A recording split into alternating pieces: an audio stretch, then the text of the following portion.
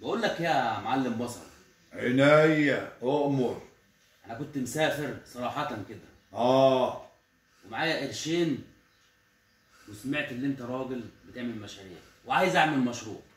انا دلوقتي شغال دلوقتي في عصارة قصب، وانا اعمل لك شغلانه حلوه قوي تاكل منها سبوبه حلوه. ايه هي؟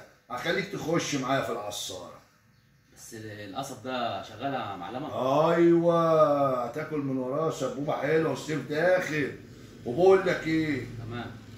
انت هتدفع نص اللي انا دفعته، ونشتغل مع بعض عشان نجيب المعدة بتاعت العصارة ونجيب الإشان ونظبط الدنيا. ويلا بينا، توكلنا على الله. معاك يا معلمة. توكلنا على الله. توكلنا على الله. السلام عليكم.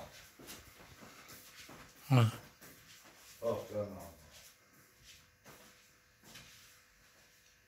أكشن.